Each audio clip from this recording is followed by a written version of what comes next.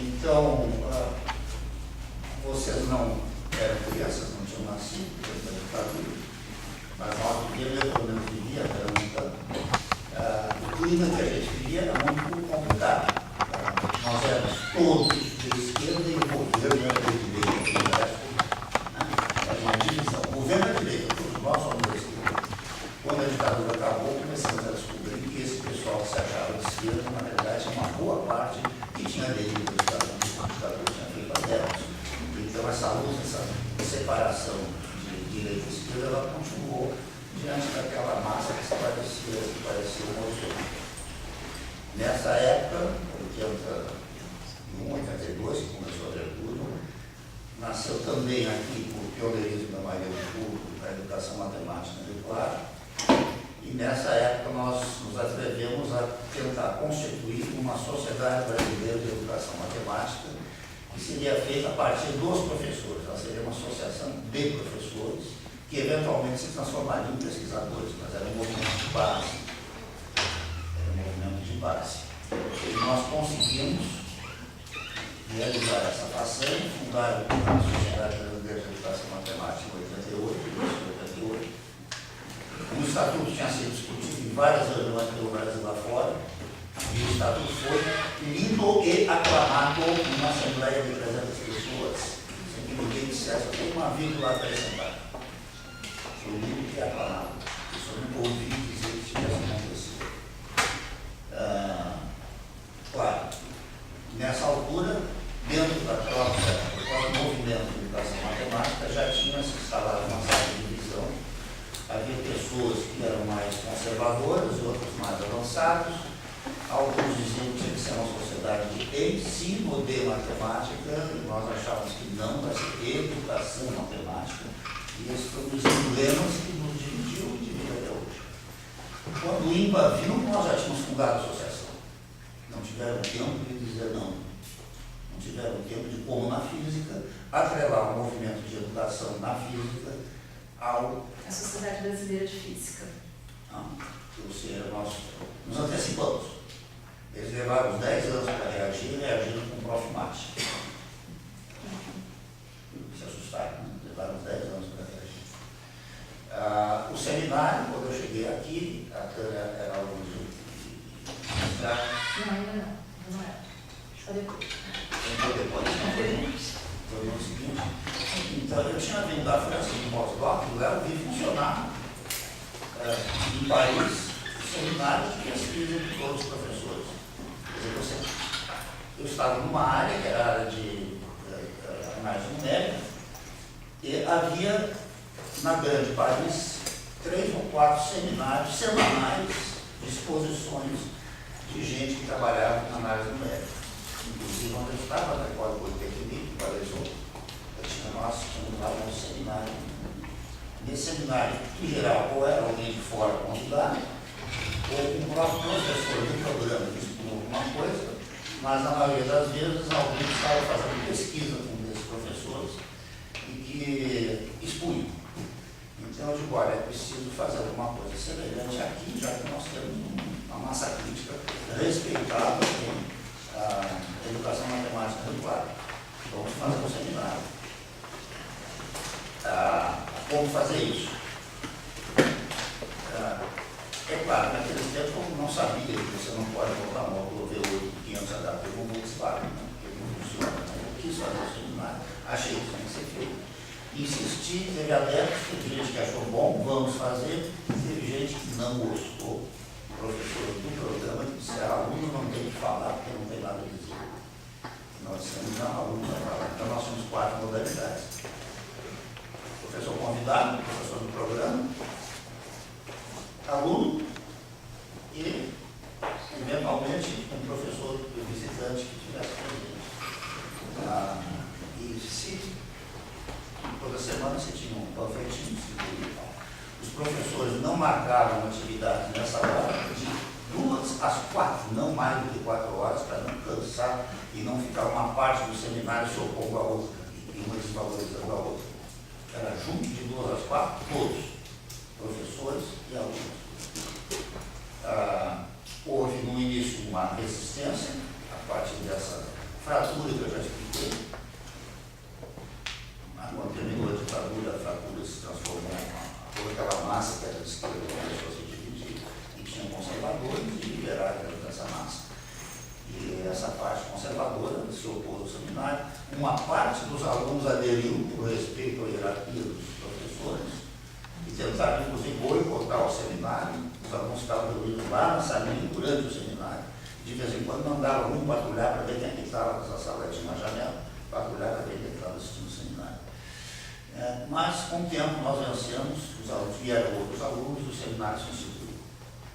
Eu soube que depois de modificou-se, houve tempo de gente que achou que devia terminar no seminário, enfim. É alguma coisa que incomoda você ter realmente um nivelamento onde todos são iguais perante as pesquisas que fazem. Não são iguais perante a lei, mas são iguais perante as pesquisas que fazem. Então podem conversar de igual para igual. Mas é complicado, porque isso aí acontecia na França, acontecia em Paris, e fazer acontecer no Brasil é mais difícil. Mas, enfim, aconteceu. Então, eu queria resgatar um pouco a história desse início do seminário. Me disseram, Maldito vai fazer uma exposição às 14 horas, ela não podia ser às 16, porque aí o seminário é às 2 horas. O seminário é às 2 horas. Quem não pôde. E aí diz, pois é, muito bom o seminário, eu quero assistir, mas eu tenho uma atividade nessa hora. No ano que vem vai assinar memorário, você muda no ano que vem a sua memorário, já assina dessa vez. Semana que vem vai ser um memorário, e vai ser sempre assim, e continua até hoje, para surpreendentemente. O dia não mudou, e graças a Deus o dia não mudou. O dia também tem mudado o dia, né? Acabava o seminário.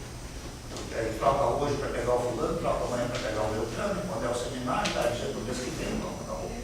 Não tem mais reunião. Então, diante dessa teimosia que se instituiu o seminário. Dentro do movimento de contestação a uma ditadura que tinha acabado, e contestação aos adeptos da ditadura que a ditadura tinha feito, ao longo do período. Essa era a história. Agora vem o trabalho que nós fazemos, eu não sei, eu tenho algumas coisas a dizer, mas acho que podia passar um pouco a palavra para a Dani. Se quiser dizer alguma coisa, eu coloco ela de resposta de novo. Acho que a gente começa com os contatos que a gente contou hoje, depois eu vou Então, vamos escrever para ficar mais claro. O conceito que está trazendo aqui é um conceito que eu imagino que vai dar frutos. O conceito de epistemologia política.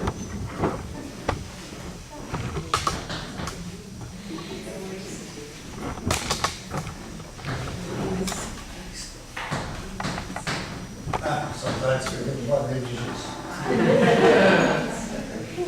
Então, aqui, bom, o seminário, já falei.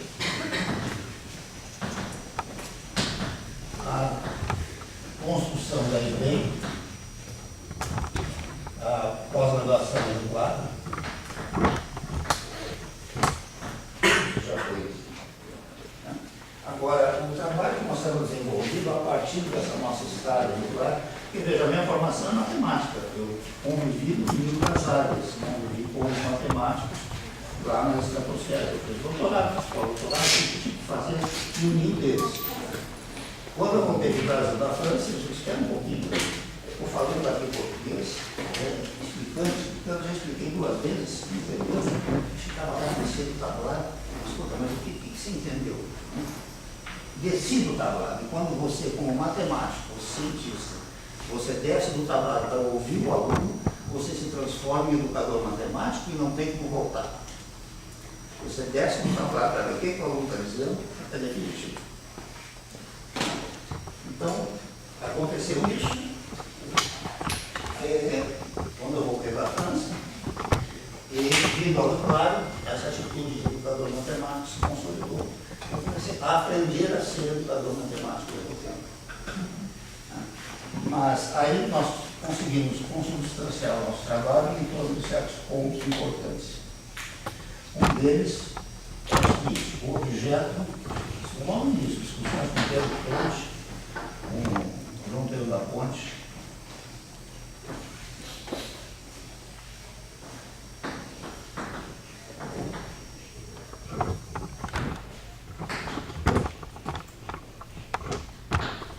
A educação matemática é uma área de conhecimento cujo objeto é interdisciplinar. Ela não é uma área interdisciplinar. Isso é fundamental. Você, quando lida com um aluno em sala de aula, você não lida com a matemática, você lida com o aluno. E aí entra a psicologia, entra a psicanálise, entra a história, a geografia, entra tudo que você quiser. Se você quiser dar conta da sua prática de sala de aula, essa prática de relação com os alunos, esse objeto que você está tratando, ele é um objeto seu, sobre o qual você tem o direito de estudar e tratar, de responsabilidade sua, e é um objeto que envolve muitas disciplinas. Então você não tem que pedir licença para o psicólogo para usar a psicologia, licença para o psicanalista para usar a psicanálise, ou licença ao fonoaudiólogo para dar aula de inglês. Você trata do aluno. Nesse sentido, a gente evoca a figura do professor pesquisador, que durante um bom tempo, dentro da própria sociedade, né, dentro da própria comunidade educadora de matemática, foi assim, difícil de ser aceito, né, esse tipo de linha de trabalho. Significa que a pesquisa, como pesquisa, a exemplo do que acontece em outras áreas, né, é uma pesquisa pura, que não deve ter interferência do olhar, né, comprometido do pesquisador enquanto professor. Tá? Então a gente brigou durante um bom tempo para que esse tipo de trabalho na educação matemática pudesse ser reconhecido. E aí vem toda a discussão, inclusive, ao redor da figura do professor pesquisador, a própria pesquisação, que também durante um bom tempo, né, foi difícil de ser aceita, houve muita discussão, muita reflexão, não só em nível nacional, mas também em nível internacional. A gente até hoje nós ainda temos algumas divergências em termos de viés, né, de trabalho sobre o trabalho da pesquisação, né, e aí nós temos inclusive as suas variantes, a pesquisa participante. Tá? Então, e esse é como sendo um trabalho político, né, como a gente diz. Tá? Assim como eu disse ainda há pouquinho, né, sussurrei aqui, né, a sala de aula é um trabalho político que a gente efetivamente coloca em câmera. Tá? Porque várias pesquisas, inclusive orientadas aqui no Claro, mostram como a concepção do professor, né, ela interfere, né, na sua ação diária de sala de aula. Ora, né, a concepção do professor é uma concepção elevada de tudo que ele é fora da instituição, né, onde ele exerce a sua profissão. Portanto, ele traz essa concepção política da sala de aula. E a gente pode abrir, então, a questão da epistemologia política, né, que a gente está trazendo aqui para a discussão. Então, a sua sala de aula é o seu lugar de pesquisa. É lá que se faz a pesquisa, é lá que se faz a intervenção. Espera-se, a ditadura esperava isso. O professor tem que dar aula e o aluno tem que prestar atenção. Era a voz que vinha do INCA, a Sociedade Brasileira de Matemática, foi a única que lá nos 1983 ou 4 se recusou a assinar o manifesto da SBPC, que contestava a ditadura. Todas as sociedades de classe, as sociedades científicas assinaram. A Sociedade Brasileira de Matemática foi a única que não assinou. E de lá vinha a voz, que é essa voz que tem no livro do Erwin, aliás, o meu professor, e tem várias coisas de grande respeito que eu tenho pelo Erwin, mas em certas horas não. E, por exemplo, essa que o aluno tem que prestar atenção e o professor tem que explicar, porque foi assim que ele aprendeu. Não se ensina falando, ensina-se ouvindo. Você tem que saber o que o aluno está entendendo. Ensina-se ouvindo e aprende-se falando. O professor sabe porque é o professor que fala. Ninguém diz isso para os matemáticos, eles não ficam bravos, mas não conseguem contestar. Você não sabe análise, não aprende análise matemática se você não tem uns 2 ou 3 cursos de análise matemática. Supondo que o aluno esteja entendendo. Quando não está, você finge que ele está, porque senão você não consegue falar. E se não tem aluno que entenda, bota um cachorro fazendo assim, faz um tempo todo. Ele precisa falar, falando que ele aprende. Por isso que a gente aprende matemática, porque tem direito de falar. Agora, se você quer ensinar, para de falar. Primeira coisa, para de falar e viu o que o aluno está entendendo. Você disse uma coisa, vai lá fazer o que ele quer. Mesma coisa completamente estapafúrdia, você tem que ficar na dele, sem ficar maluco. Porque se você exerce essa técnica na sua plenitude, você faz o que o Lacan diz que é a hipnose invertida. Você se deixa hipnotizar pelo que o aluno está dizendo, para poder estar ao lado dele, na hora certa, você dá um cutucão para ele fazer Não tem que explicar. Entra para um outro, não sai pelo outro. Aprendizagem e entendimento são departamentos separados. Então, ouça o que o aluno diz, e nessa hora que você ouve, você não tem que voltar. Você começa a ouvir o aluno, você se transforma de matemático em educador matemático. E não tem que voltar para ser matemático. Não cabe, não dá mais. Se desceu do tablado, ouviu o aluno, não volta. Então, esse objeto interdisciplinar ele é tratado por nós, com todo o direito de usar qualquer disciplina. Vamos aprender o que for necessário para tratar esse objeto. Eles mandam tratar esse objeto. E tem até uma diretriz, que é a diretriz oficial, que explica. Na ditadura dizia, não desce do tablado, fica lá em cima dando aula. Se você descer, tem sempre um militar disfarçado, debaixo da patente, sentado como se fosse aluno, matriculado.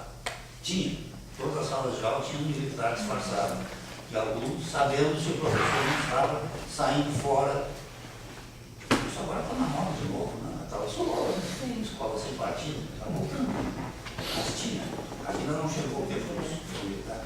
Eu gostaria que tivesse mesmo câmeras filmando tudo que eu faço, porque eu quero mostrar, eu quero que seja visto. Na hora que eu falo isso, eu estou falando, eu consigo, eu quero que seja visto. Naquele tempo, se eu estivesse falando isso aqui, eu saía daqui de Camburão. Sem dúvida. Antes de 81, 82, o SLI chefiado pelo filho dele, essa palestra aqui me leva direto para Camburão. Agora vamos ter cuidado para isso não acontecer de novo. Parece que vai acontecer, aí vai ter um novo período de abertura. Você trocou 6 por meia dúzia, não adiantou nada. Então, sua sala de aula, objeto de pesquisa. Segundo, sua sala de aula é o seu lugar de intervenção política no sistema. Se você não está contente com o sistema, não adianta você dizer, vou dar as minhas aulas, vou fazer um doutorado para melhorar o mundo. Isso não tem sentido. É dentro da sala de aula onde você está, em princípio, 20, 40 horas por semana. Se alguma coisa você puder mexer no mundo para mudar o mundo, é dentro da sala de aula que você vai ter a sua eficácia. A sua eficácia está no trabalho que você faz. Não, eu sou um militante revolucionário, eu dou as minhas aulas, faço as minhas pesquisas, de noite eu vou para a célula do meu partido, lá nós vamos fazer uma revolução apoteótica, melhor do que o dele que eu estou fazendo em 17. Escuta, 40 horas por semana lá e você deixa de fazer lá para vir imaginar o que vai fazer aqui na célula do partido. Tem sentido? Se você quer intervir no mundo, tem que intervir onde você está. Você está aqui, está pago para isso. Está pago para fazer alguma coisa. Agora, se ele se diz, sobe no tablado e dá a sua aula, você pensa um pouquinho e diz, será que eu preciso subir no tablado?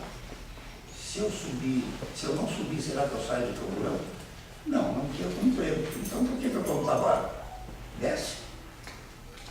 Desce e dá o aluno. Faz alguma coisa que possa ser feita sem que você se perca o emprego, que você saia preso, sem que você saia apedrejado. Tem uma margem de liberdade que você pode exercer. Todo professor tem uma margem de liberdade. Exerça o que você puder exercer nessa margem de liberdade. Você não vai mudar o mundo, mas você não vai caminhar na direção errada. Tenta caminhar para o lado que você acha certo, como puder. Abomino terrivelmente aquele que diz assim, eu quero doutorado para fazer uma intervenção política contra fulano de tal, não sei aonde. Não tem sentido. Se quer fazer uma intervenção política, faz durante o doutorado. Pega o que o fulano de tal está fazendo e critica e bota na festa. Faz disso o seu trabalho de pesquisa. Transforma isso em prática política. Não gosto do Saviano, então vou fazer uma tese aqui para depois eu contestar. Eu não contesto o Saviano aqui, se quiser contestar, não sei lá. Saviano, por exemplo, pode ser qualquer outro. O marxismo é sempre dividido, né? Tem marxismo de esquerda e de direita. É a coisa normal de divisão. Então, intervenção diferencial É essa possibilidade de você agir a partir da sua sala de aula, dentro do que você pode fazer. O objeto disciplinar, professor pesquisador, e aí, bom, vem aí a questão da epistemologia política. Enfim, no meu caso, por exemplo, eu trabalho basicamente com os infinitésimos. Temos aí trabalho publicado, com o Marquinhos, ali já sai e tal, sobre a questão infinitesimal, né? Desafiando o sistema quando diz o Cauchy cometeu erros. Nós mostramos, e está publicado, está bem amparado, bem avaliado, que olhando o que o Cauchy escreveu, lendo o que o Cauchy escreveu, com os olhos da análise não standard, não há erro. Não há erro no que o Cauchy escreveu, está certo, você entende aquilo que está demonstrado. Artigo solenemente ignorado. Agora o Marquinhos está me dizendo aí que teve uma tradução do Cauchy comentários. E continuaram dizendo que o Cauchy tinha esquecido de levar em conta a convergência uniforme. O Cauchy errou, meu Deus do céu. É o olhar do pesquisador na história sobre o passado, onde o passado é sempre uma falta, sempre um erro, né? E não é assim.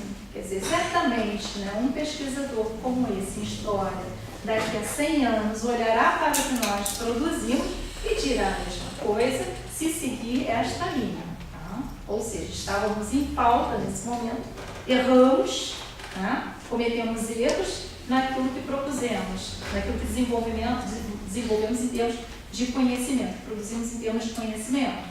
Tá? Se pensarmos assim, o passado está sempre em falta. Então, o que a gente faz é dizer assim, não, o passado não está em falta. Tá? O passado, não há erro. O que há é uma produção local e foi possível diante de certos determinantes.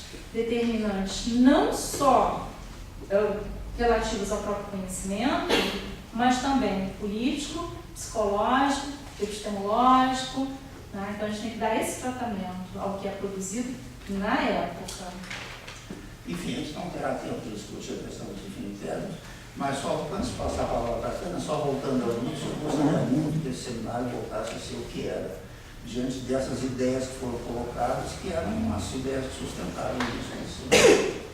Ou seja, é um lugar onde todos discutem o que estão fazendo, e não há hierarquia, não há diferença. Você tem um professor, você tem um pesquisador convidado, você tem um aluno que expõe, e aquilo ali se... O que é hoje uma banca de doutorado? Tem uma formalidade, já foi aprovado, não foi, louvor, não sei o que, aquela bobagem toda assinada.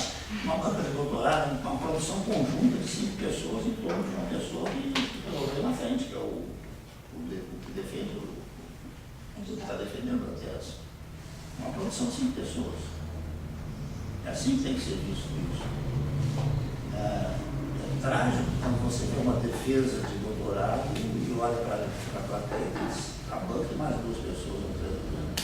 Devia ser uma apoteose da instituição.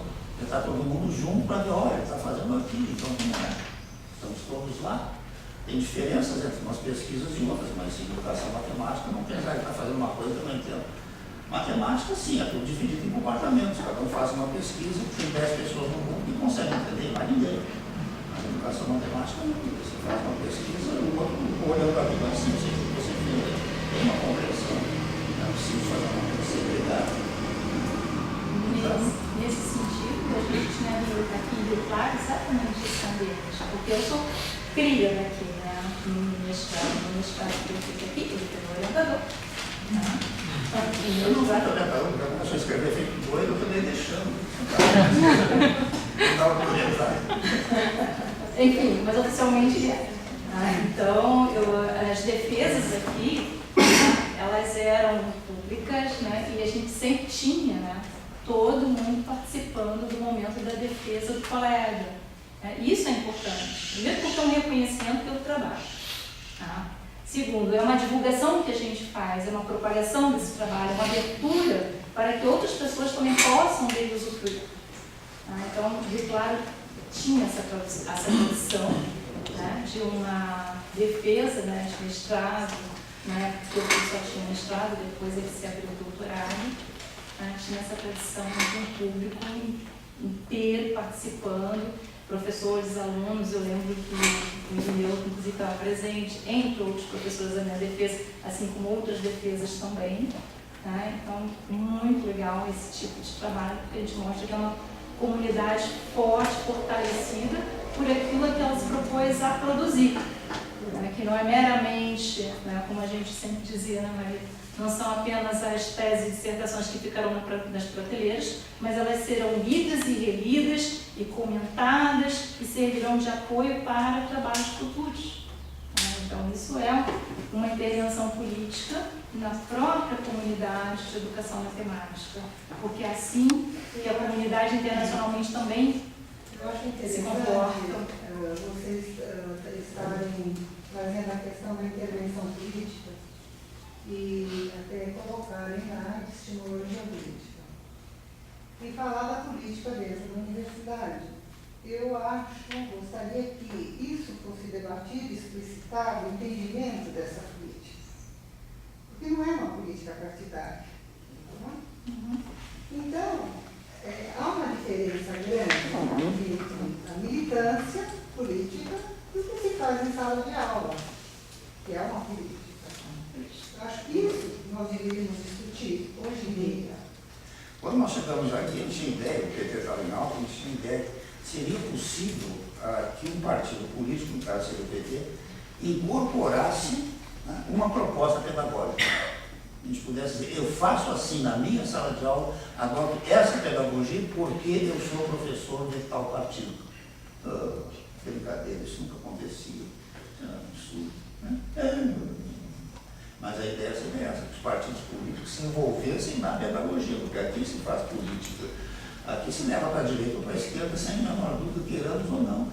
Não, eu não faço política nenhuma. Essa já é uma política, a neutralidade é uma política das mais eficazes. De direita.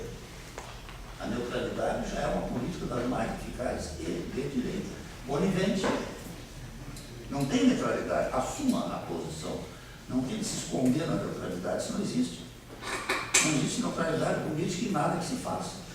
É claro, essa não é a visão da direita. A visão da direita é o seguinte, isso é absurdo, não tem divisão nenhuma, tem é o certo e o errado. Eu sou o certo e você é o errado. Pronto.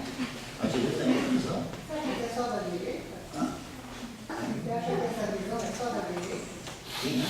Você acha que essa divisão é só da direita, essa posição? A divisão é dicotomia. Não, divisão. Não. Essa Posição. A visão? Posição. Eu tenho visto muitas vezes a mesma certeza que vem da igreja, em partidos de direita, de esquerda e em teoria científica. Mas é que a pessoa pode Quando a ser de... pessoa tem a verdade, porque quando tem a verdade você não discute A mais. pessoa pode ser de direita numa hora e de esquerda na outra. Ela pode ter totalmente Ela pensar, vender pipoca como professor, enfim, como trabalhador, né, daquele apeliado por toda a questão econômica, e de repente ela tem uma posição completamente favorável à força dos direitos trabalhistas e por aí vai. As pessoas são de direita e de esquerda em momentos diferentes, mas a dicotomia caracteriza as pessoas em vários lugares, em várias horas. Ninguém nasce burguês ou proletário, ninguém nasce, olha, isso aqui vai ser um burguês. A pessoa é burguesa ou é proletária, tem uma política de direita ou tem uma política de esquerda, dependendo do momento. Se é absurdo do mundo, estado de coma, também não está agindo. Quando você age e faz alguma coisa, com tudo que você diz, você apresenta, a sua maneira de dizer, o seu maneirismo, evidencia uma posição política, de direita ou de esquerda. Eu gostaria de dizer, mas aí para não chocá-los, uma posição de classe. Né? Porque, na minha visão, a política de direita e esquerda, que é o termo aceito, e a luta de classes é menos aceita. Então, não precisa colocar isso em termos de luta de classes. Mas tem uma posição que evidencia o neoliberalismo e evidencia o conservadorismo presente. E tem horas que você faz uma coisa e horas que faz outra. Por que tem tanta gente que é contra o PT por motivos completamente diferentes? Por motivos de direita e de esquerda contra o PT. Lá pelas tantas, tanto um quanto o outro, afinam na mesma posição. Mas, por outro lado, também acontece isso, que a mesma posição, a mesma pessoa, em determinados momentos e circunstâncias, é favorável a um lado ou ao outro. Em sala de aula, ou em geral, você dizer, não, eu não faço política, eu sou neutro, isso é conivência. Isso não existe. Porque não fazer política e declarar que não faz política já é uma posição política ideológica das mais eficazes. De fato, vamos deixar isso de lado. Eu tenho amigos que com essa eleição pararam de conversar comigo, porque não querem conversar sobre política. Quer conversar sobre o cachorro, o veterinário, quer conversar sobre o barco que ele levou, que afundou no rio e tal. Quer conversar sobre a dignidade, mas não querem conversar sobre política.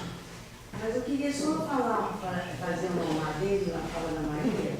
Necessariamente toda a política é política partidária? Não. Não, os partidos são divididos. Tem partido que não tem política nenhuma. Eu acredito que o professor na sala de aula não pensa em política partidária. O que é uma política partidária de um partido oportunista? É a política oportunista. Então, 99% dos partidos são política oportunista. Tira o partido disso, né? Deixa a política. Né? E não politicagem, que é bem diferente uma coisa de outra. Isso é muito interessante, porque as nossas ações, por exemplo, eu lido com turmas de licenciatura na PUC. Né? Na PUC eu sou professora na Escola de Ciências, né? E a Escola de Ciências atualmente é organizada em cursos. Então nós temos a Química, a Biologia, a Matemática, Física, né? Debaixo da Escola de Ciências. E eu tenho uma atuação na formação de professores no curso de licenciatura, né, em duas disciplinas que eu considero bastante importantes. Tá? Uma delas aliás, as duas eu herdei, na verdade, porque as professoras que lidavam com essas disciplinas se aposentaram, né, e acharam que todas as duas me indicaram como sendo a pessoa que deveria fazer a condução dessas disciplinas. A primeira delas é exatamente no primeiro semestre e a outra é no último semestre, no oitavo semestre da formação de professores. Essa de primeiro semestre, ela é uma disciplina bastante delicada. Se a gente for pensar de um ponto de vista exatamente das ações que a educação, que ao trabalharmos com a educação, o que essas ações promovem? Né? Que é a introdução à pesquisa em matemática.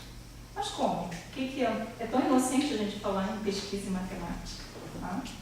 É dentro dessa disciplina onde eu começo a conversar, então, com os alunos, né, a respeito do que é a formação de um professor e a sua continuação em termos de uma pós-graduação. Com isso eu trago não só a questão da pesquisa enquanto a produção que nós devemos, né, e aqui estamos atrelados em termos de avaliações, tá? Como é que isso funciona, até o fato de que por exemplo, essa última normatização que houve do Conselho, inclusive eu discuti bastante com a Miriam das questões de ética, o que isso promove em termos da ação política na sala de aula. Isso é política. Vamos voltar nessa questão da política. Onde é que veio isso? Olha, mas estão dizendo que nós falamos de política partidária, que somos adoutrinados, e nós não falamos em política partidária, nós falamos política em geral. Será que essa é a posição de defesa correta? Eu acho que não. Porque nós estamos dizendo, não, você está dizendo que eles falam de política partidária. Mas não é outra política. Não, senhora, você está falando de política, eu não falo de política. Não faz efeito contra a direita que nos acusa de falar em política. Em sala de aula, não faz efeito essa bandeira. Nós queremos uma escola sem mordaça. Uma escola sem mordaça diz o seguinte, eu quero o direito de falar e concedo a você também o direito que você quiser. Então, é uma escola onde todos falam. Ora, a direita diz o seguinte, não tem escola onde todos falam. Você que está dizendo bobagem, eu estou dizendo certo. Você que tem que calar a boca e não tem que falar em política nenhuma, nem partidária, nem não partidária. A direita não vai se defender e dizer, não, nós estamos falando de política massa, não é partidária. Não tem que entrar com massa. Tem que dizer, eu quero uma escola sem evangelho, eu quero uma escola sem ditadura, eu quero uma escola sem imposição, eu quero uma escola sem ignorância, não é uma escola sem mordaça. Essa escola sem mordaça é uma bandeira ineficaz. Política, vamos falar da política em geral, não é partidária, isso é ineficaz. A direita passa por cima disso com fator. Porque para eles, tudo que é política, um sim ou um não, é política partidária, favorável a um certo partido e pronto. Isso tem que acabar, tem que calar a boca e temos que botar vigias em sala de aula para saber se você está falando em política ou se você está no tabuleiro dando a sua aula, e era o que a ditadura fazia. Não é escola sem mordaça, é escola sem evangelho, porque o evangelho está lá. A doutrinação deles está lá. A ignorância deles doutrinária está lá. A ditadura está lá, dizendo o que eu tenho que fazer na minha sala de aula. Eles estão impondo.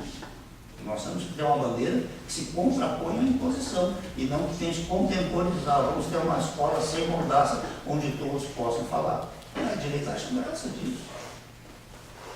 Não adianta. É ineficaz.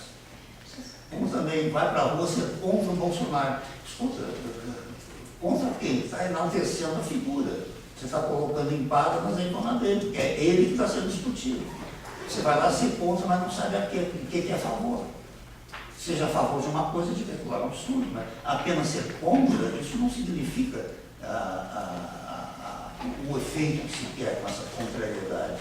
Simplesmente você está abrindo a mesma problemática, reforçando a problemática dele. É ele ou não é ele? É ele ou não é ele? É ele ou não é ele? Aí foi ele. Aí foi ele. Eu acho que Não se tinha outra bandeira. a eficácia de uma ação, ela reside exatamente no não dizer, em não declarar. Por que o sistema ele é tão eficaz? Porque nada é declarado. Pega, por exemplo, aqui, tá? Vou perguntar a vocês, por que meio, vocês são professores, qual é o meio pelo qual vocês avaliam seus alunos? Qual é? Claro. Hã? Vários meios.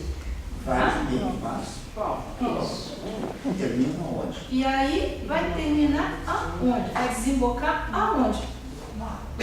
Notas. E as notas servem para quê? Classificar. Classificar. Quem vai adiante e quem fica retido. Termina no sim ou não. Termina numa seleção e o sistema funciona naturalmente, né, nesse véu, né, que a gente diz que é um véu de naturalização, onde ninguém coloca em questionamento. Agora, se você quer arrumar encrenca na instituição, que é o que eu vivo arrumando, né, é quando eu digo assim, todo mundo diz assim, não, tem que ter 2 provas na disciplina. Aí eu vou lá e faço 2 provas. Não, a prova tem que ser individual. Aí eu vou lá e faço prova em grupo. Ah, a prova tem que ser com consulta a uma folha preparada pelo professor. Aí eu faço uma prova com consulta ao livro-texto. Então, eu vou colocando algumas coisas que vão incomodando o sistema. E aí é que eu mostro como o sistema tenta naturalizar e se fazer funcionar de um modo muito bem feito, né, e não declarar isso. A não declaração é que permite o funcionamento. E a academia só tolera declarar que você vai selecionar por competência de conteúdos. Se vocês não, ele não aprendeu direito, mas ele se esforçou muito mais do que ela. Então ele vai. Que absurdo, então. Ou seja, a academia é radical, quer dizer, você não introduzir um critério de seleção que não seja competência de conteúdo, vai comprar um emprego. Ele queria uma coisa, eu queria falar um pouquinho sobre o professor usou o exemplo do período da ditadura, que tinha um militar disfarçado dentro da sala de aula. Eu percebo que hoje a gente não precisa do militar, tem um respaldo social nisso. Se o professor começa a discutir política pública, o aluno utiliza o celular dele para gravar. A gente já tem diversos casos assim acontecendo. E, de certa forma, acaba meio que criando um perfil de caçar professores que vão discutir políticas públicas na sala. Enquanto o outro lado não tem esse respaldo. Eu vejo que assim, existe uma certa conscientização para, a palavra mais certa não seria extermínio, mas limitar o acesso desses professores, desse tipo de discurso, a quem está dando base para que os alunos mantenham isso. Porque a gente tem leis que impedem os alunos de utilizar os celulares em sala de aula. Só que a gente já tem diversas ferramentas que são úteis para a sala de aula, que a gente pode utilizar durante os cursos, durante as matérias. E a gente fica nessa situação, que não pode, mas ao mesmo tempo a gente tem políticos, senadores, deputados falando que gravam. Então eu percebo que está uma bagunça generalizada e uma falta de consciência política, social generalizada. Queria perguntar assim, como que a gente pode trabalhar com isso, já que hoje a gente não precisa do militar. A gente tem os alunos e os pais dos alunos, de certa forma, incentivam isso e as mídias sociais incentivam isso. Porque, fique de olho no seu professor. Se ele for militante, a gente tem que agir. Resposta. Gravando e filmando tudo no meu curso. Eu dei uma aula esses dias, depois da aula, assim, mas eu tinha que ter gravado isso, porque aconteceu e tal. Professor, eu gravei um pedaço. Ótimo, bota no YouTube, bota no que você quiser. Isso tem que ser visto. Eu trabalhei com eles em U, enfim, foi uma dinâmica que eu queria que fosse vista. Não é professor dando aula, eu estava trabalhando com grupos. Mostrei para eles o que estão procurando. Procurando a variação da função. O que está procurando? A variação da função. O que está procurando? A variação. Quarto, variação. Desculpa, a gente não conversou aí uma meia hora na última sexta-feira e tal. Você entendeu que você estava procurando a taxa de variação e não a variação. Você, naquela hora, você tinha entendido e agora você volta dizendo que está procurando a variação. Pois é. Aí, para o segundo, o que ele está procurando? A taxa de variação. A taxa de variação. E que vocês estão respondendo feito papagaio. Vocês não estão entendendo, não sabem o que estão dizendo, não respondendo para me agradar. Eu quero que seja visto, eu quero que seja filmado sempre. Para mostrar o que o ensino é. Para mostrar para todos que são contrários, favoráveis, seja o que for, olha, a sala de aula está assim. Eu tenho um aluno que faz as simplificações mais absurdas. Só complementando, né? Você pode dizer assim, mas o que isso tem a ver com a questão que eu coloquei, que parece ser um pouco mais dentro da sociologia, né? Vamos dizer assim, de disciplinas onde a gente está discutindo, por exemplo, exatamente as políticas públicas. A gente está formando professor e tem que fazer essa discussão, óbvio, né? Mas numa aula de cálculo como essa, né? Volta e meia emerge o porquê que o aluno está assim. É preciso que ele compreenda qual foi sua responsabilidade de ter aceito, nesse processo, as condições pelas quais ele passou. E ele chegou na universidade. Então, eu faço essa reflexão com os meus alunos na engenharia. Numa turma de cálculo 2, numa turma de cálculo numérico, com toda a tranquilidade. Então, eu discuto rapidamente com eles a escola que está ali. E eu digo, vocês tomem cuidado, porque vocês agora... ainda são uma molecada, está com 17, 18 anos, né? Daqui a pouco vocês têm filhos, e os filhos de vocês vão para que escola? Então é preciso que vocês façam uma reflexão do processo pelo qual vocês passaram, para que vocês compreendam qual deva ser a sua atuação como pai, né, e mãe, né, de crianças que estarão passando por esse mesmo sistema escolar. Então é preciso que essa reflexão ela também entre na sala de aula, né? E aí, então, qual é a diferença entre as concepções, vamos dizer assim, dos professores, né, de um educador matemático, que ele se preocupa em observar os momentos oportunos onde ele possa trazer essa fala, essa reflexão para esses alunos, que são alunos das tecnologias, que serão empresários, né, que serão empreendedores, serão administradores, tá? E o professor que entra em sala vai para o quadro, e isso é uma queixa que eles fazem, inclusive, né? Quando eles passam por mim, primeiro que eles entram comigo assim, morrendo de medo, porque eu já tenho uma fama, né, na universidade, né, de uma professora exigente, tá? Imagina. Então, assim, aí diz assim, eles dizem assim, a gente só vem ou porque quer realmente, porque eles conversam entre eles, Ou porque não tem jeito, só tem aquele horário, só tem aquele. Não tem outro jeito, tem que passar por ali. Então, tipo, eles vão percebendo a diferença, né, do trabalho que você pode fazer. É um trabalho onde a aprendizagem ativa efetivamente aconteça, né, e isso é uma proposta política, não tem a menor dúvida disso, né, em termos de você intervir no sistema, fazer com que essas pessoas possam refletir sobre o seu aprendizado, né, e poder transbordar essa reflexão para fora da universidade. Então a gente começa a fazer comparações. Tá? Então, depois eu posso até falar um pouco mais dessa experiência última, sobre a qual eu estou produzindo um artigo, tá? Que foi no SB de Cálculo Numérico. Aí nessa comparação ele disse assim, nossa, nós temos professores que chegam, né? A gente já sabe até o que ele vai fazer, porque passa dia entre eles, que o professor pega um conjunto de lâminas, projeta e faz a aula projetada, já não usa nem mais o quadro negro, já nem escreve mais no quadro. Né? Ele usa o PowerPoint e faz a aula dele acontecer ali. E ele diz assim, então eu tenho que só olhar aquilo ali, copiar, ver como é que ele faz os exercícios. Eu sei que alguns daqueles exercícios vão cair em prova e são aprovados. Inclusive eu tenho grandes problemas, porque eu pego alunos no cálculo 2, 3, 4, cálculo numérico, né? Onde os alunos assim, não sabem derivar. Por quê? Porque há aí toda uma concepção, como o aluno entra com problema em funções, aí passa 2 meses ensinando funções. Criatura de Deus, qual é a sua concepção como professor de matemática sobre o que é uma derivada? Se não é um operador funcional? Se você já não está lidando com as funções ali? Então trate de rever a sua concepção sobre a organização do conhecimento. Aí a gente entra na questão da epistemologia política. Então, são essas coisas assim, como eu digo, né? A gente faz a coisa acontecer no momento em que é oportuno para isso. Deixa eu complementar lá. Filma e grava, não deixa o teu aluno tirar do contexto que tu está dizendo. Filma e grava que eles recuam.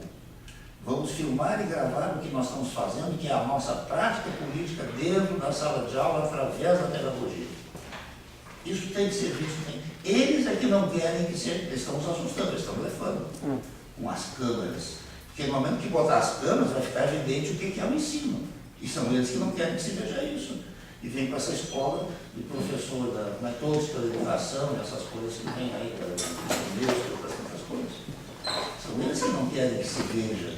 Pelo contrário, nós temos que mostrar, sim, o que nós estamos fazendo na nossa prática de sala de aula, que é a prática política. Não interessa se é partidário ou não, é política. Nós estamos intervindo no sistema político, sim.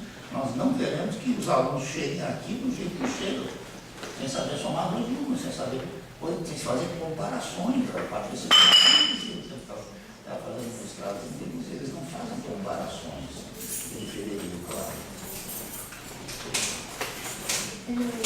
Mostrar o que eles estão fazendo.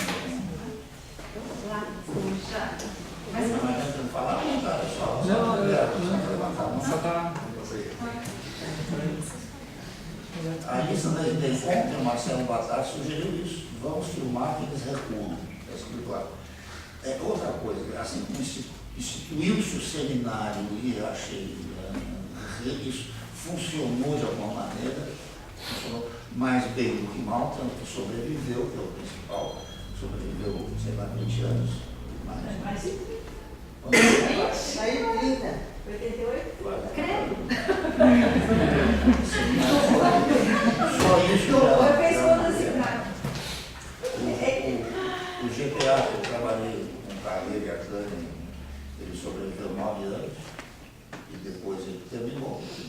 Terminou assim de ser assambarcado pelo sistema, pela instituição, mas de ser comprado, reduzido.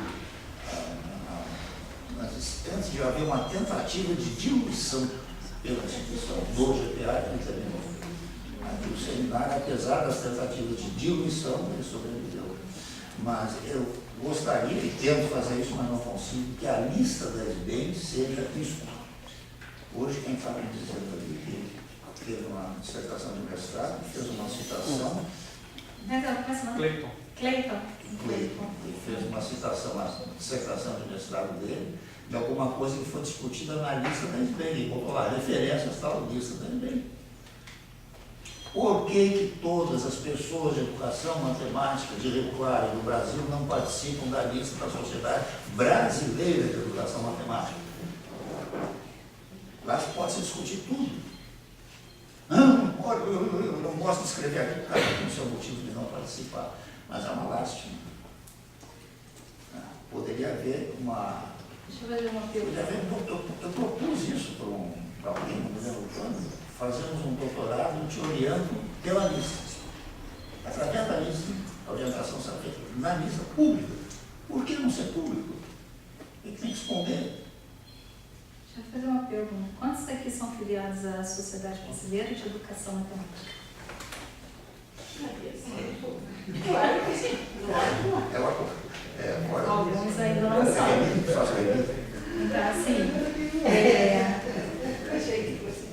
assim, a sociedade, ela é a organização desta comunidade, da comunidade de educadores matemáticos brasileiros. A nossa pesquisa em educação matemática, ela é uma pesquisa respeitada internacionalmente. Tá? Há os pesquisadores, né, que têm apresentações em nível internacional e normalmente, né, as apresentações elas não são de sala vazia, não, são de sala cheia, né, e são questionadas e são trazidas ao debate, né, as ideias que ali são apresentadas. Maria vai ao ICME agora, né, em 2020, né, e nós estamos agora, né? Tudo passa rápido, né? E nós estamos indo aí em Índia e a Holanda na sequência. Tá? Então, é isso. Tem que se filiar à Sociedade Brasileira de Educação Matemática. Né? Até por uma questão de fortalecimento dessa sociedade localmente aonde ela se institui.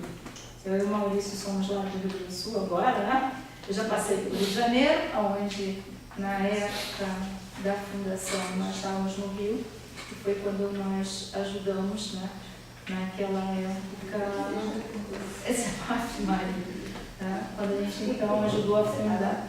Não estava, não. Todo o processo. 87 já é isso? Da SBEM. Não, da sociedade mesmo, né?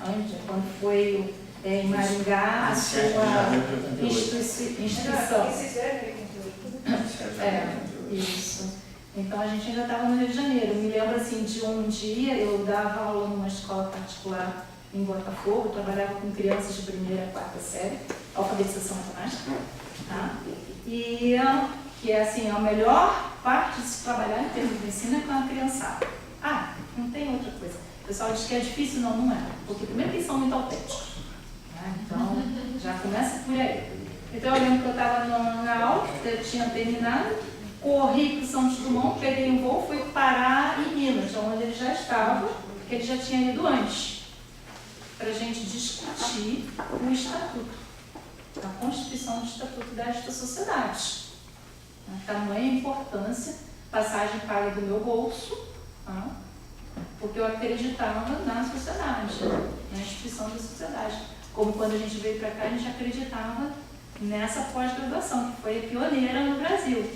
E como cria daqui, hoje eu estou agora vinculada a um programa que foi recém-aprovado na UERJ, que é um programa de formação docente em CETEM, que é Ciência, Tecnologia, Engenharia e Matemática.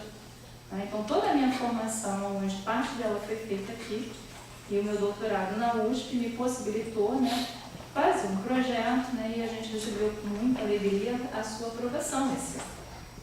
Então, a vida do pesquisador, né, do professor pesquisador, e assim, eu não consigo fazer, né, pensar em pesquisa que não seja vinculada à minha sala de aula.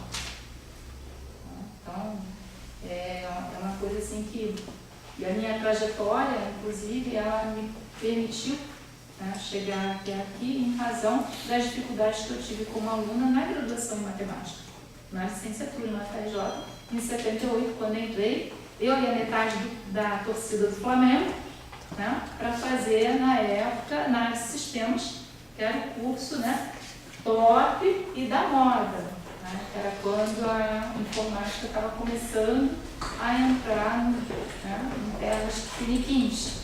A gente não tinha celular, a gente não tinha computador pessoal, né?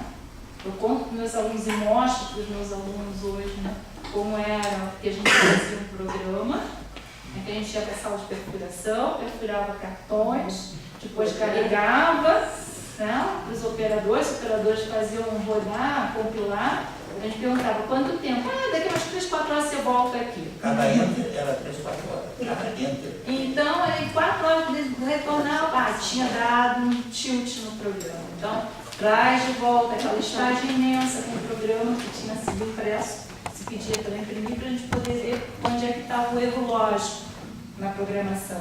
Então, a minha formação ela começa aqui. E nessa época eu era programadora júnior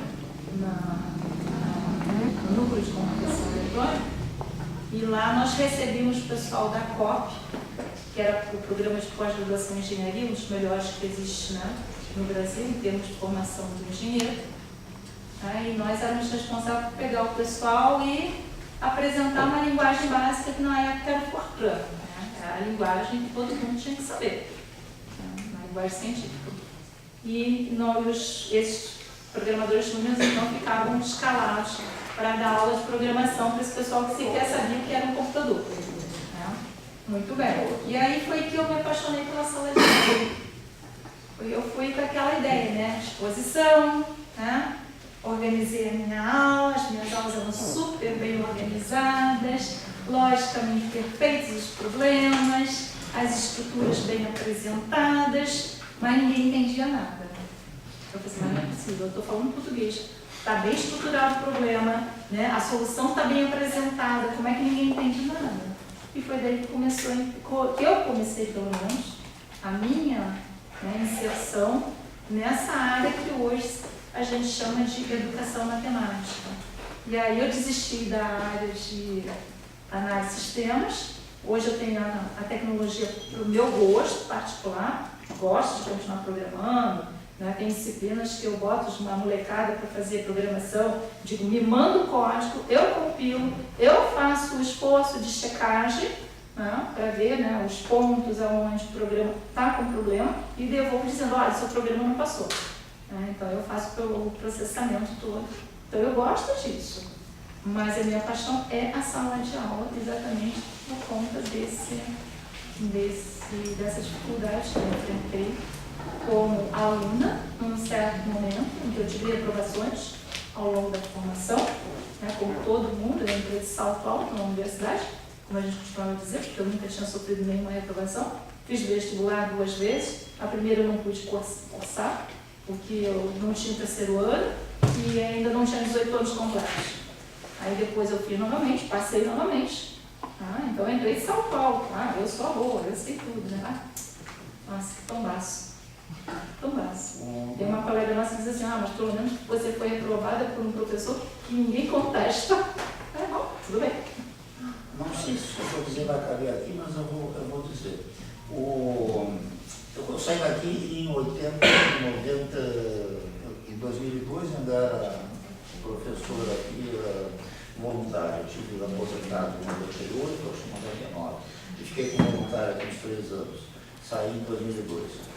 A crise aconteceu aqui depois disso. Basicamente, pelo que eu entendi, tudo que me contaram, das vários lados, havia o seguinte, havia professores que precisavam fazer livre docência e não eram professores de pós-graduação. Então, a carreira desses professores de matemática estava complicada. Como se faz isso? Ora, a sugestão que eu teria dado, se estivesse aqui, eu teria jogado nessa direção, quer dizer, vamos juntar esse povo. Eu dei e conversei. Entendeu o quê? Essa sugestão. Ela deu essa sugestão e conversou com o pessoal. É? Pois é. Eu não sabia que você tinha dado, mas eu queria dar a sugestão. Vamos juntar esse povo e eles vão ser educadores matemáticos, vão ter produção, porque eles não têm produção, então não pode ser livre docência em educação matemática. Escuta, Quando eu cheguei aqui, eu era uma coisa que eles. Eu tinha saído do ninho das áreas, desisti de ser matemático, porque nem eu ficava da minha carreira não tinha futuro nisso, e resolvi prestar atenção no que o aluno está falando, porque isso aí foi importante para mim. Ora, eu aprendi a ser educador matemático. Por que eles, sendo matemáticos, não poderiam também aprender a ser educador de matemáticos? Aí queria juntar todo mundo. Agora não, vamos ser radicais. Então não pode. Aí, bom, não pode, então bota para quebrar. Aí aconteceu toda a desgraça aí de separação, e agora vai ter que juntar de novo. Mas se juntar de novo dentro desse seminário, onde tudo possa ser discutido, não dizer, não, agora é o nosso seminário e depois vai ser o deles, pelo amor de Deus. De 2 às 4, de 4 às 6, que é isso?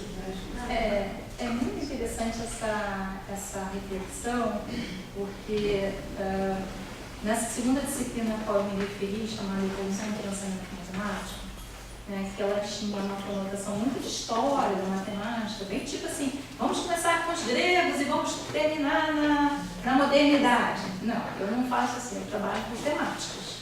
Tá? Então eu começo de modo geral exatamente com a matemática do século XX, né, e eu vou trazendo os elementos que constituíram o processo de construção dessa matemática com a qual lidamos.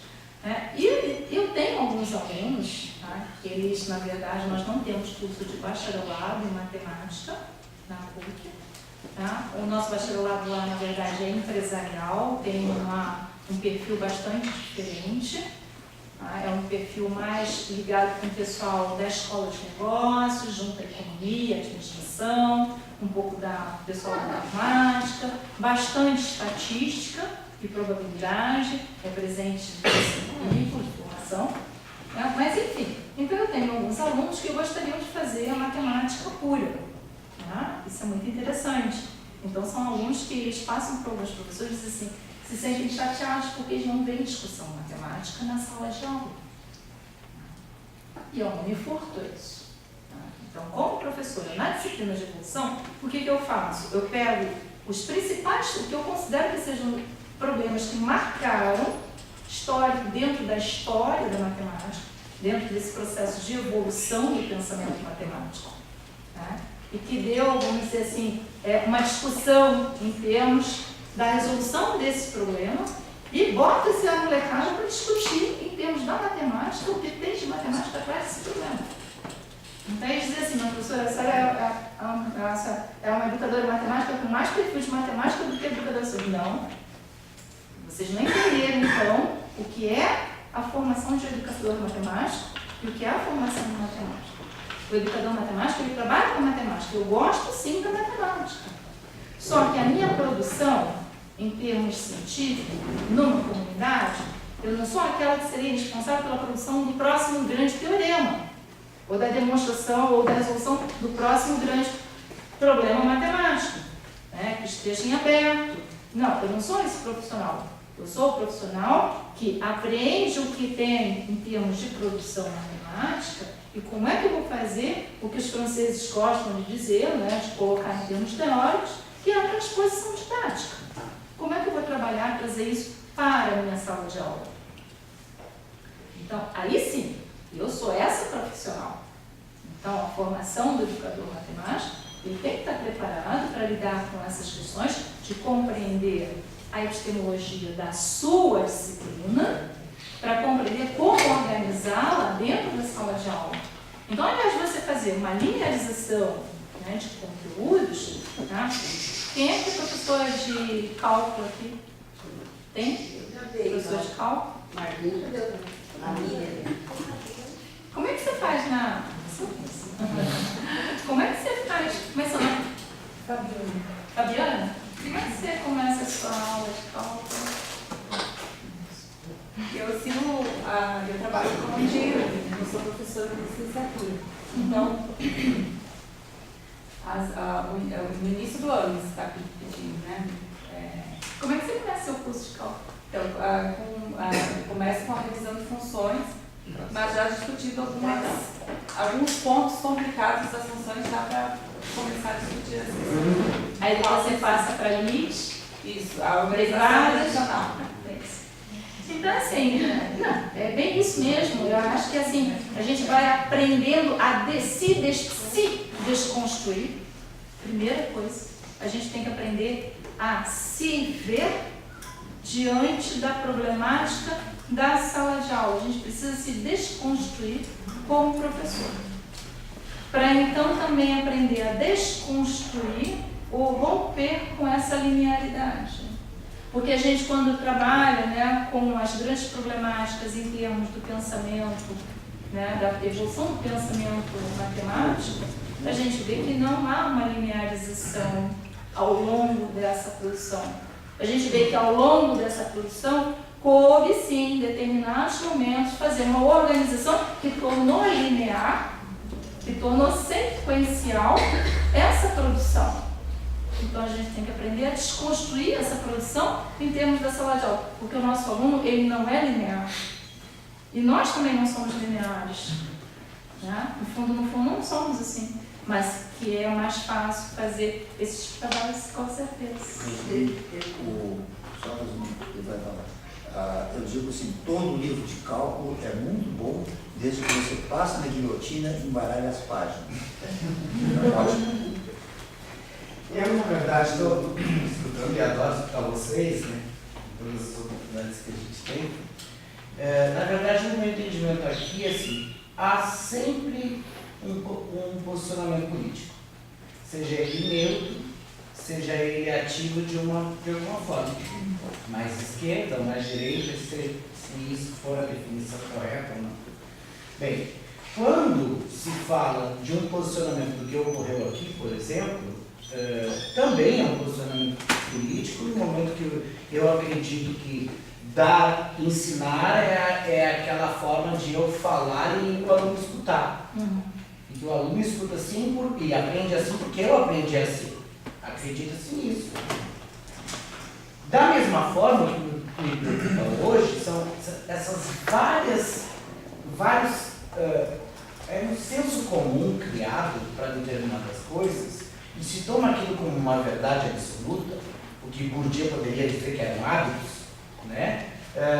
Até refletido no momento em que a aula hoje, o que tem que ser dado na escola? É conteúdo. Né? Eu não tenho que discutir política no sentido mais amplo. Então, tudo passa, no meu entendimento, por ou necessidade ou desejo. Por mais que se quisesse juntar os grupos, naquele momento não tinha necessidade nem desejo por outras crenças. A mesma coisa hoje no Brasil, há um grande problema. E aí a minha pergunta é essa. Nesse âmbito do senso comum de posicionamentos políticos, o que vocês acreditam que seria o posicionamento político da SBEM atualmente em um cenário se encontra da seguinte maneira?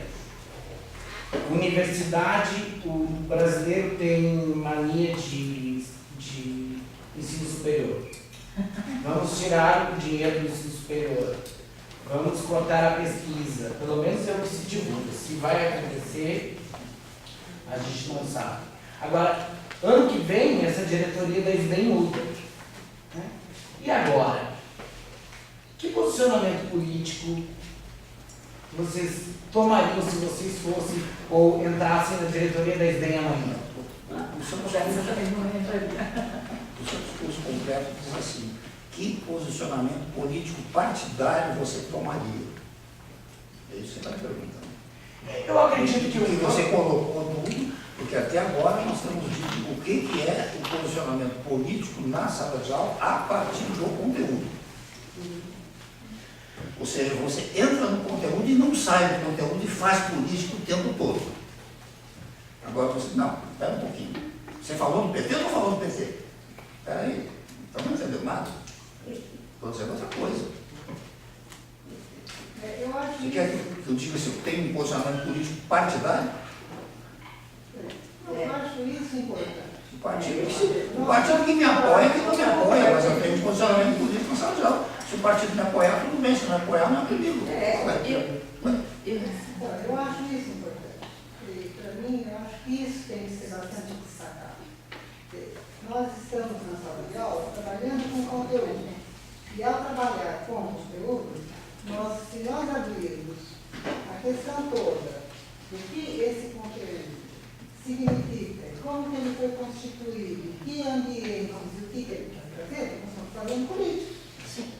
Tá certo? E se não trouxer, se trouxer também. Sim. Aí é uma outra política. E Só que essa primeira, nós estamos tentando modificar alguma coisa. Estamos tentando meter um palco no sistema na medida em que as pessoas podem ter a possibilidade de pensar e compreender além dele. Você quer política partidária mais eficaz, partidária mais eficaz, do que eu dou aula, você escuta e eu dou nota.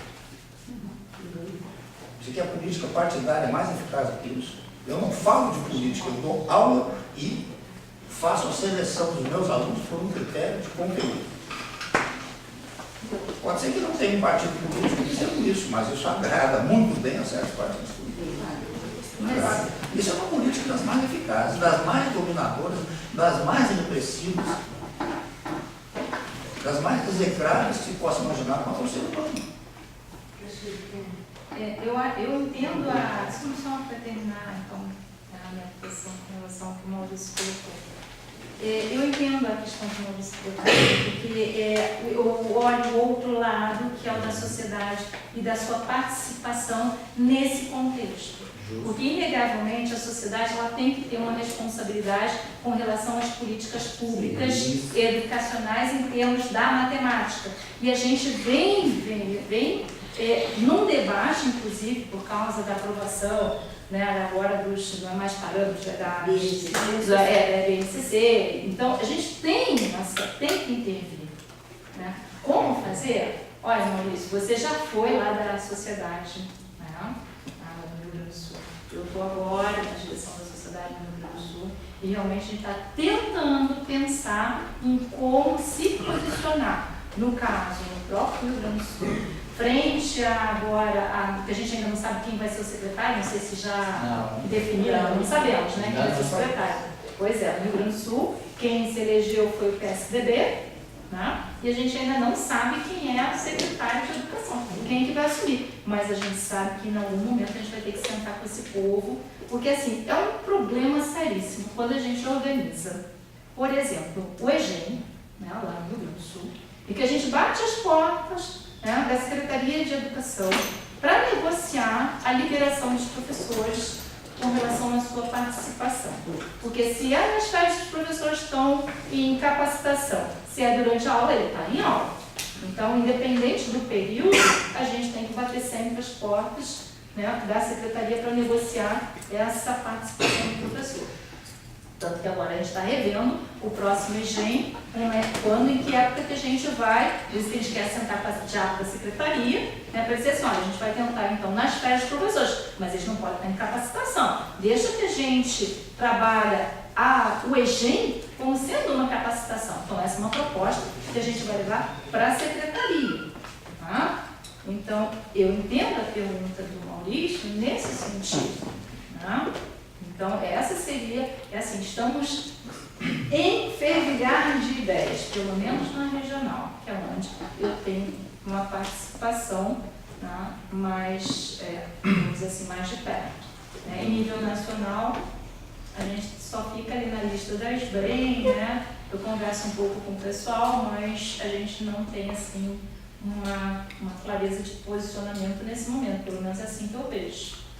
Quer dizer, no sentido, na direção que gostaríamos. Existe sim um posicionamento, claro, como todo mundo, como todo posicionamento, como toda ação. Né? Só que não muito na direção que a gente gostaria. Eu queria falar assim, duas coisas que eu queria pontuar. Primeiro, uma pergunta mais específica. Quando a Tânia falou assim, eu tento mexer com o sistema, né? Então, se a prova é individual, eu faço em dupla, se é... Dupla nada, 4.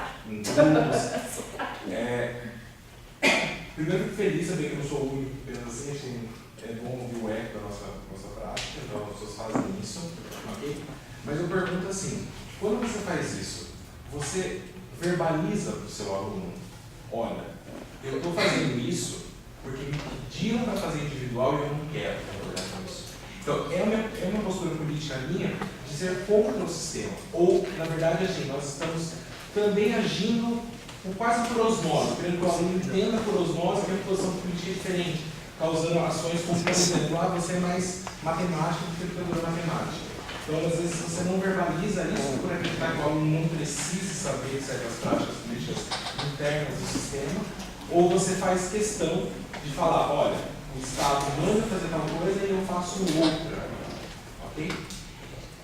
E a outra coisa que eu queria pontuar é que, assim, quando você cita o exemplo, tipo, na minha aula eu inverto, eu trago matemática do século XX e penso assim, mesmo quando você questiona uma aula de cálculo, onde a disciplina é feita por uma ementa que é criada pelo próprio professor do curso, né? É uma coisa. E quando a gente pensa isso na educação básica, que é tipo, extremamente verticalizado, então eu chego lá, eu tenho uma aula para a gente pronta para dar no Estado. Eu sou cobrado de seguir um material, um currículo, não é nem currículo, é uma ordem, é uma aula apostilada que eu tenho que seguir aquilo, né? E aí, como é que a SBEM, como é que a gente atua, nós, PGEM, atuamos nesse sentido, há 30 anos pesquisando educação matemática e a gente tem, você vai pegar a BNCC, a base é ímpar, né? Não é a SBEM. Deixa eu só condensar essa última coisa que ele falou. Se tiver que fazer, faz, mas não se obriga a gostar. Na verdade, eu não faço. Né? Não, se tiver que fazer, faz. Não precisa, se tiver que comer, como, mas não precisa achar bom. Nem fazer a laje, que aquilo é muito bom. Para responder, né, a Maria, você declara? Não. É muito mais eficaz não declarar, você atuar, fazer acontecer, do que você dar murro em ponta de faca, porque aí sim você abre uma problemática, que é a problemática que as pessoas querem que você abrisse para poder te jogar ali dentro. Então, você não está cercando a discussão. O discurso, o discurso, nós temos uma formatação, que é aquele que é oralizado, mas é aquele que é compreendido nas ações também. Então, essa é uma forma discursiva extremamente eficaz. Então, uma coisa com os meus alunos da licenciatura, por exemplo, e isso eu trago para a discussão com toda clareza, como nós estamos fazendo aqui. Essa fala que essa chama de roda de conversa. As minhas aulas, e não só na evolução do conhecimento matemático, mas em determinadas aulas de cálculos também, né, elas têm os momentos de roda de conversa. Na evolução, é o tempo inteiro roda de conversa, onde eu trago muitas vezes o que acontece comigo na minha sala de aula, né, para eles entenderem que eu sou uma pesquisadora que atua em sala de aula, que eu não falo sobre a sala de aula distante da sala de aula, como muitas vezes acontece, né? Faço o que eu digo, mas não faço o que eu faço. Não, eu atuo, eu mostro, digo, olha, isso aconteceu hoje na minha sala de aula, vamos pensar sobre esse problema. Isso eu faço na minha licenciatura. Na sala de aula de cálculo, eu faço um trabalho de reflexão quando há oportunidade deles entenderem que é o funcionamento da escola. Porque se o aluno chega nas condições em que ele tem entrado na universidade, ele também contribuiu para isso. Ele também contribuiu para isso. Ele foi conivente com o sistema. Ele aceitou o que o sistema fazia. O sistema disse para ele, eu finjo que ensino, você finge que aprende. E ele gostou desse sistema porque o permitiu chegar até nas portas da universidade. Então ele é conivente com isso. Então eu faço uma reflexão com eles também nesse sentido. Mas eu não declaro que eu estou fazendo política A ou política B, ou que eu estou indo contra o sistema. Não, sabe uma coisa interessante? Eu faço parte do... Como a universidade está em modificação no momento, tá? Então há uma filosofia na PUC de tentar fazer com que as aulas elas sejam, de fato, aulas ativas para os alunos, né? Que os alunos sejam agentes participativos e ativos no seu processo de aprendizagem. Essa é uma filosofia que conseguiu passar, né, pelas instâncias que vêm na graduação e na pós-graduação. Muito bem. Com isso, eles instituíram os chamados núcleos de inovação pedagógica. E eu faço parte do NIP, e fui indicada para fazer parte do NIP na escola de ciências. Então, cada escola atualmente tem o seu NIP, tá? E tem o NIP geral, que é coordenado pela Pró-Reitoria, tá? Bom, então, a gente tem essa experiência de discutir isso.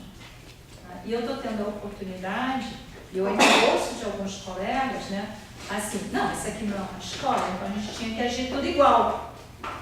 Eu falei assim, meu amigo, eu tenho 2 salas de aula de cálculo 2. Numa eu tenho alunos excepcionais, na outra eu tenho alunos com dificuldades A, B, C, D, eu posso enumerar o alfabeto inteiro. Se eu atuar com esses alunos, como eu atuo com os chamados bons alunos, eu vou reprovar a turma inteira. Agora, o que se quer que faça? O aluno está ali, eu tenho que trabalhar com ele. Então, eu vou instituir práticas onde esse aluno ele também possa, de alguma forma, vamos dizer assim, percorrer o seu caminho e poder fazer esse percurso de um modo como a gente gostaria. Claro, porque a gente está dirigido pela questão do conhecimento matemático. Eu não estou ensinando xadrez ali para eles. Eu estou ensinando o cálculo.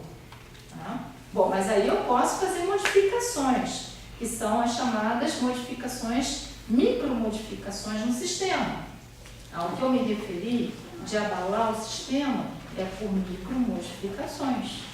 Eu não vou instituir, tá, modificações que sejam modificações globais para toda e qualquer sala de aula. Não. Eu diria, essa é uma prática política anti-ditadura, prática política partidária anti-ditadura. Vamos assumir que é prática política, sim, partidária. Qual partido? Somos contrários ao partido hegemônico que nos obriga a dar aula de cima para baixo. Nos obriga a fazer o aluno sacrificado. Isso é prática política. Tem partidos que fazem isso. Tem partidos que assumem de A a Z, a ditadura subiu. E tem a ditadura, tem filhotes, tem partidos de direita, tem partidos que não negam isso. O professor tem que dar aula, o aluno tem que aprender. Então, estamos sim fazendo, através do conteúdo, política partidária. Está falando do PT? Não. Tem nada a ver. É política anti-evangélica, se for o caso. Porque o evangelho pode, mas Marx não pode. Tá bom? Deixa eu só, então, finalizar, né? A questão da PUC atualmente, ela está com uma posição muito legal, do meu ponto de vista, em termos educacionais, das práticas que ela gostaria que fosse desenvolvida, né, na sala de aula. Então, inclusive, nós recebemos recentemente, esqueci o nome dele, como é que é o proponente da sala de aula invertida, né? O próprio. Né? Ele esteve recentemente na PUC, a gente teve a oportunidade de conversar com ele. Né? Então, há essa vontade de que o ensino superior mude, pelo menos localmente. Claro que a gente sabe que essa modificação se dará aos poucos, nem todos os professores aderem a essa proposta. Nós temos colegas que ainda continuam dando suas aulas expositivas, baseadas em PowerPoint, aquela coisa toda. Mas é assim, uma convivência. Se os contrários podem conviver, ótimo. Os alunos decidem o que eles querem fazer. Tá? A Miriam queria... A sua intervenção política ela tem que ser boa e eficaz. Portanto, se você acha que no primeiro momento você dizendo o que vai fazer vai ter eficácia, faça, mas eu acho que é provável que tenha eficácia. Se você deixar rolar e no meio dessas intervenções você for dizendo o que está acontecendo, a eficácia não é. Você tem que olhar para a eficácia. Eficácia da prática política. Se chegar e dizer, olha, vamos fazer uma experiência anual, pode ir embora, porque vamos fazer uma experiência com você. Eu vou falar uma coisa, não sei se eu consigo elaborar muito bem, mas eu vou falando, né? Assim, em 1992, eu sempre trabalhei muito com escolas, né? Muito com professores, ia na escola. E acredito nesse trabalho e acreditava muito. Um dia o Baldino chegou para mim e falou assim, Deus me livre, você quer melhorar uma coisa, como é que você fala? Você fala assim, aperfeiçoar essa coisa horrorosa que está aí, né? Porque eu falava melhoria, eu usava essa palavra. E aí, eu me um choque muito grande, afinal de contas, né? Uma pessoa como ele chegar para mim e falar isso. Mas depois, eu fui me organizando, mantive nisso e fui entendendo melhor o que ele queria dizer. E ao mesmo tempo, o que acontecia? Ele falava isso, mas ele tinha GPA, ele tinha uma história de um trabalho muito parecido com o que fazia lá no Rio de Janeiro, que você já viu, e era muito difícil para eu entender isso. Como é que ele fala? Você está melhorando, vocês entendem o que eu estou dizendo, esse negócio de melhorar, uma coisa que é como assim, você tem que acabar com tudo, porque melhorar a escola é melhorar esse sistema horroroso que está aí. Esse foi o entendimento. Aí, bom, então eu ficava, mas como que esse professor fala isso? Por outro lado, é um dos melhores professores que nós temos do ponto de vista de trabalho em sala de aula, de presença, de trabalho com professores. Eu tive dificuldade. Mas, recentemente, eu quero dizer que essa dificuldade não é só minha. O Baldino é usado, falado muito lá na Dinamarca, que é um grupo, né, a Paola, e às vezes eu tenho a impressão que as pessoas também entendem isso. E aí, até nessa defesa que eu estava, eu me manifestei. Eu falei, gente, pode ser que eu esteja entendendo errado, eu quero que você fale sobre isso. Eu acho que o Baldino critica muito isso, mas ele não está dizendo para a gente não fazer mais nada na escola, porque o Baldino que eu conheço faz muito na escola. Mas a impressão, às vezes, que passa é que é tipo assim, desista da escola, desista, usando você como uma referência para sustentar isso. E assim, aí quando eu penso nessa minha história, ou seja, às vezes o seu discurso em relação ao sistema, mas a sua prática mostra outra coisa. Como é que você pensa isso? Quer dizer, já que você está aqui ao vivo e a cores, eu tento defender, eu nem sei se eu estou falando lá uma coisa que de fato é, mas eu arrumei essa explicação para eu não viver com você e continuar fazendo o que eu queria. Mas eu queria que você retomasse isso, me falasse um pouco. É para destruir tudo, vamos abandonar diante dessa análise que você faz, essa análise forte da economia, ou seja, nós estamos aí ó, se matando, mas tudo vai melhorar o que está aí. Fala um pouco, se você puder. É surpreendente que, bom, todos têm que entender de um jeito, nem que seja desentendendo. Tem que desentender, porque você fazer política através do conteúdo e se inserir na... Não, ele está dizendo que está fazendo. Ou seja, está tão longe da prática das pessoas que é melhor não entender nada do que procurar entender alguma coisa. É muito perigoso tentar entender isso que eu disse. Abala demais. Abala tanto que é preferível achar que eu estou dizendo não faça nada. Depois de eu ter dito tudo isso, é mais fácil ele estar dizendo para não fazer nada. É mais comum. Não, não é só falar aqui, você não falou isso não, mas eu estou dizendo que que algumas pessoas compreendem talvez os seus textos, e dessa coisa que você falou para mim, por exemplo. Se depois de toda a crítica que a gente faz, e a saída da entidade, intervenção diferencial, de prática política, intervenção do objeto interdisciplinar e tal, a pessoa deixa isso de lado e vai pegar uma peninha para se apoiar e dizer, ele está dizendo para não deixar de lado a escola, porque nem aí está o problema, que a escola não pode melhorar. Bom, a pessoa tem que entender de algum jeito, porque entender do outro jeito seria perigoso demais para ela, avaliaria a estrutura. Repara, eu vou agora para Hyderabad, sei lá, na Índia, né, temos um projeto, eu não estava fingindo, mas a Tânia está como coautora, então ela vai receber as pedradas, se eu não for, então eu vou para receber as pedradas.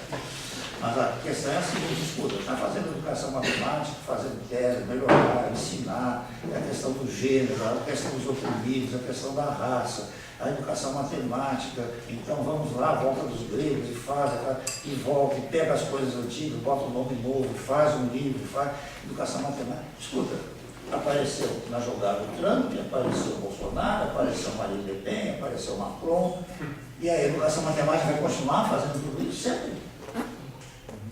Então vai fazer fazer mais nada. Não, é para fazer alguma coisa levando em conta que essas pessoas não apareceram de repente, elas são resultado de um processo.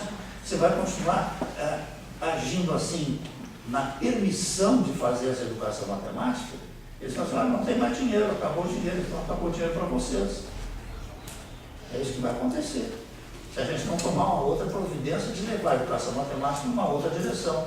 Por que nós fizemos até agora? Nós fomos inofensivos quanto ao sistema. O sistema nos deixou fazer essa educação matemática toda, publicar livros, ir a congresso, fornecer doutorados, enfim, pós-graduação e tal. Nos deixaram fazer isso, porque nada disso abala a escola. Nada disso abalou a escola. A escola é perfeita, a escola é estável. A escola está em perigo estável. Você vai lá, faz uma intervenção, se sacrifica, carrega material, um ônibus, está lá, mostra como é que pode ser, quando você sai, volta ao que era. A escola é extremamente resiliente, ela volta.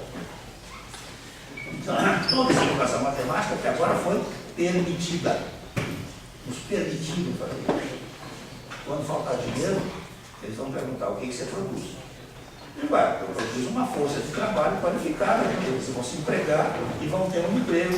Isso é um valor, você está investindo aqui, você está deixando de trabalhar em outro lugar nessa hora do seminário, porque você está aqui, você chama um seminário. Você podia estar ganhando dinheiro em outro lugar, mas não, você está investindo numa formação com a qual você espera ter uma remuneração, tem que ter investimento nisso, ter uma remuneração final. Aí ele diz assim, sim, está preparando uma força de trabalho qualificada, mas não tem mercado, porque não tem emprego. Então não está produzindo nada. Então corta a verba. É lógico, é o capital. A lógica do capital é clara. Você está trabalhando numa escola produzindo uma mercadoria, que é a força de trabalho qualificada. É econômico. A escola é uma produção econômica. É isso que a gente vai dizer lá. Sim, E as pessoas vão ter muita dificuldade em entender isso. Porque, como diz o Alexandre Paz, eles vão ter que entender que a vida toda deles estiveram fazendo coisa nenhuma. então, mas daí é que dá essa ideia. A hora que o Alexandre fala isso, é que vem essa coisa, então, não tem nada para fazer. Ou seja, larga tudo. Percebe onde é Corta os que... pulsos. Não entendi. Corta os pulsos, gente. Corta os pulsos, corta os E eu pulsos. não entendo assim, entendeu? Eu acho que assim, muita coisa quando você vê uma coisa de desalento quando faz essa análise. Mas é isso que eu queria que ele falasse um pouco, porque não é isso que ele faz na prática dele. Na verdade, o que ele faz? Eu estou aqui agora, que eu trabalho com quem já É isso. A gente sabe que a escola e a universidade também não está mudando. Eu faço o possível. Exatamente. Faço o possível. É a resposta Só que vou botar meu pescoço na guilhotina. Mas você percebe que não tem ninguém. Era a resposta que eu pedi para a Tânia, eu estava para complementar. Eu digo para meus alunos, eu faço isso porque eu não sei fazer melhor. Se vocês me disserem um jeito que vocês podem aprender mais rápido e melhor do que agora, do jeito que eu estou, me conta que eu vou começar imediatamente. Então, mas na Índia Eu você fala faço isso porque eu assim. sei fazer mais. Termina e eu falo assim, lá. Mas eu digo para ele, entender uma coisa, aprender outra. Entendimento, eu garanto que você sai daqui entendendo. O rapaz saiu dali entendendo naquele dia que ele estava lidando com taxa de variação, e ele repetiu para mim taxa de variação e mostrou que era diferente de variação que ele tinha entendido. Ele saiu dali entendendo. 2 dias depois, ele voltou ao que era, ele não aprendeu. Entender não garante aprendizagem. A aprendizagem acontece de um dia para o outro. Você sai com o aluno entendendo tudo, no dia seguinte ele volta como não tivesse acontecido nada, ele não aprendeu. Então eu digo, se tem um jeito melhor de aprender, de imprensar o aluno com a matemática, para que aconteça, além de entendimento, alguma aprendizagem, me diz que eu quero começar agora. Aula expositiva? Não, no início do ano eu dou uma aula expositiva, depois eu mostro, eu vou diluir um aula, você não entendeu nada. Você montar no pescoço dele, ele entende, depois esquece. Agora eu dando uma aula expositiva, ele saiu lá e não ficou contente. Não vai dar nada, nem entendeu. A Rosana e o... Agora, é difícil porque a pessoa começar a entender isso, ela vai se abalar, porque a vida toda ela gastou fazendo pesquisa em educação matemática que não leva a lugar nenhum e se conformou que a escola é assim, que infelizmente o governo, a culpa é de não sei quem, mas a pesquisa em educação matemática continua sempre igual e a gente leva sempre os mesmos produtos do mesmo lugar. Vários congressos, volte lá com eu massageado, quando a sala está cheia, né? E continua a escola sendo o que ela é, ou seja, que eficácia teve essa prática política. Eu queria só, não sei se vai sair um pouco, mas você falou no capital, que a gente tem que pensar no que a gente forma no ensino superior, inclusive. Como que a epistemologia política situa a meritocracia?